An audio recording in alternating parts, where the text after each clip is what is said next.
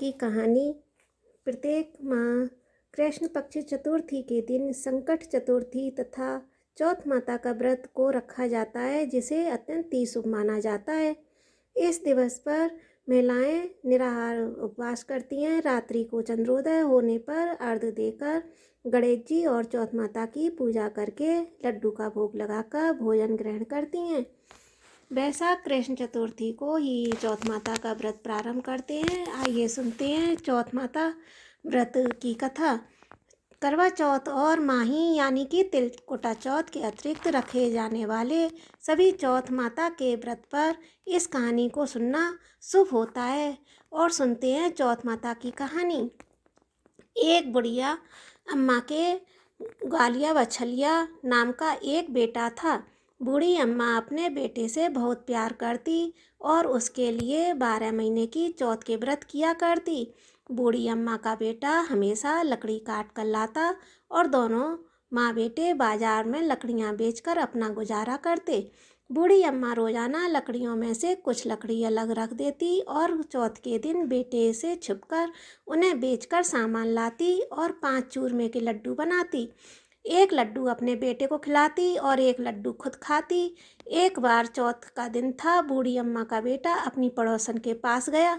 उसने देखा पड़ोसन ने चूरमा का लड्डू बना रखा था। उसने पड़ोसन से पूछा कि आज क्या त्यौहार है जो आप इस चूरमा का लड्डू बनाया है। पड़ोसन बोली, मैंने तो आज ही बनाया है। आपकी माँ तो हर चौथ के दिन चूरमा बनाती है, आपको खाने के लिए नहीं देती क्या?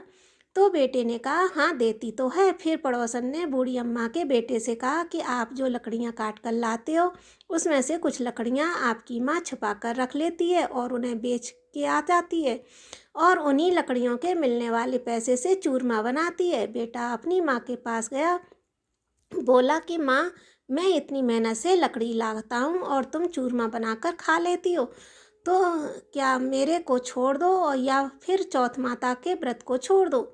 माँ बोली, बेटा मैं तो यह व्रत तुम्हारे लिए ही करती हूँ, तुम्हें छोड़ सकती हूँ लेकिन चौथ माता के व्रत को नहीं छोड़ सकती। बेटा घर छोड़कर जाने लगा तो माँ ने कहा, बेटा तू जा तो रहा है लेकिन कुछ अनाज है जिससे मैंने चौथ माता की कहानी सुनी है, यह लेकर जा और जब भी संकट आए तो चौथ माता का नाम लेकर कुछ दाने वहाँ डाल देना। बेटे ने सोचा यह तो झूठ है लेकिन कोई बात नहीं। उसने वह अनाज के दाने रख लिए और घर से चल पड़ा। वह घर से थोड़ी दूर गया था कि उसने देखा खून की नदी बह रही है और कहीं से भी रास्ता नज़र नहीं आ रहा है। उसने चौथ माता का नाम लिया और थोड़े से अनाज के दाने वहाँ डाल दिए और कहा कि हे चौथ माता, अगर आप सच्ची हैं तो यहाँ रास्ता हो जाए। इतने में ही नदी सूख गई और वहाँ रास्ता हो गया। वह आगे बढ़ा और जंगल पहुँच गया। थोड़ी देर में रात हो गई और जंगल में जंगली जानवर बोलने लगे। उसे बहुत डर लगा तो उसने चौथ माता का नाम लेकर वहाँ कुछ अनाज के दाने डाले और कहा, हे चौथ माता, मुझे रास्ता दिखाओ वरना यह जानवर मुझे खा जाएंगे। इतने में ही रास्ता मिल गया। चलते चलते वह एक राजा के नगर में पहुँच गया। वहाँ का राजा हर महीने एक आदमी की बलि देता था। जब वह एक बूढ़ी अम्मा के घर गया तो देखा कि बूढ़ी अम्मा पूड़ी बनाती जा रही है और रोती जा रही है। तो उसने पूछा कि बूढ़ी माई, रो क्यों रही हो? तो बूढ़ी अम्मा ने कहा कि आज मेरे बेटा की बलि है और आज उसे राजा के पास बलि देने के लिए जाना पड़ेगा। यह बुढ़िया मैं उसी ये पूड़ियाँ उसी के लिए बना रही हूँ। तो लड़के ने कहा, आप उस पूड़ियाँ को मुझे दे दो, मैं आपके बेटे के बदले राजा के यहाँ बलि देने चला जाऊँगा। बूढ़ी अम्मा ने उसे पूड़ियाँ दे दी। रात को सोते समय उसने अम्मा से कहा कि जब भी राजा का बुलावा आए तो आप मुझे बता देना। आधी रात को राजा का बुलावा आया तो बूढ़ी अम्मा सोचने लगी कि पराए बेटे को मैं बलि चढ़ाने के लिए कैसे भेजूं। इतने में ही वह उठ गया और बूढ़ी अम्मा को बोला कि मेरा थैला और मेरी लाठी दे दो। बूढ़ी अम्मा ने सोचा कि आज तक को कोई वापस नहीं आया, वह भी नहीं आएगा। राजा के आदमी उसे ले गए और आवा में उसकी चिनाई कर दी। अब उसने चौथ माता का नाम लेकर कहा, हे चौथ माता, आपने पहले भी 2 संकट टाले हैं तो यह संकट भी टाल देना। इतने में ही आवा पककर तैयार हो गया। 2 दिन 3 दिन बाद आवा के पास बच्चे खेल रहे थे।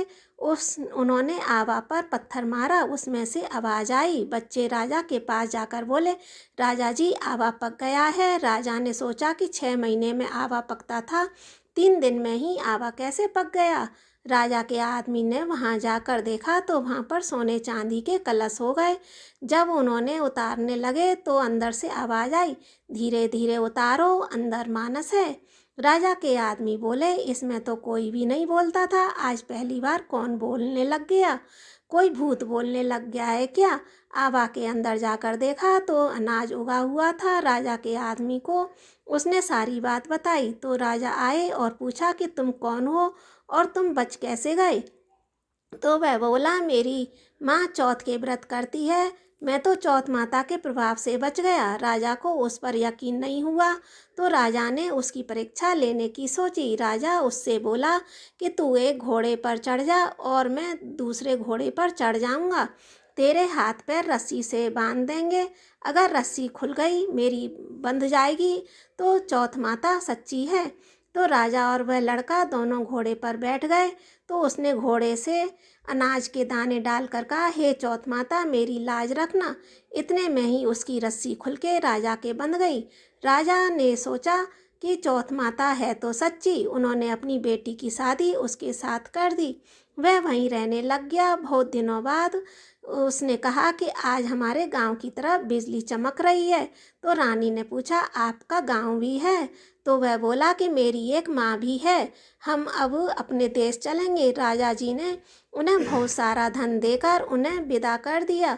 दूसरी तरफ बुढ़िया माई से लकड़ी तो काटती नहीं थी, इसलिए वह गोबर चुनकर उसे सुखाकर बेचकर अपना गुजारा करती। पड़ोसन ने उनके बहू बेटे को आता देख बोला, बुढ़िया माई, तेरे बहू बेटे आ रहे हैं और बहुत सारा धन लाए हैं। बुढ़िया माई ने बोला, मेरे कर्म में बेटा कहाँ था? एक बेटा था जिसको तूने लगा सिखाकर भेज दिया। पर बूढ़ी माँ का मन नहीं माना और उसने ऊपर चढ़कर देखा तो सच में ही उसके बेटा बहू आ रहे हैं। बेटा बहू आने के बाद बुढ़िया अम्मा का आशीर्वाद लेने लगे और कहा कि हम चौथ माता के प्रभाव से ही बचे हैं।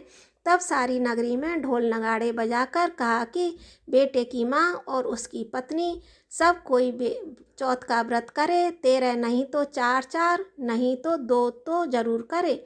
हे माता, जैसे बुढ़िया माई के बेटे का संकट काटा वैसे ही सबका काटना। कहता सुनता हुंकारा भरता, आपन सबको अपना आशीर्वाद देना। हे चौथ माता की जय।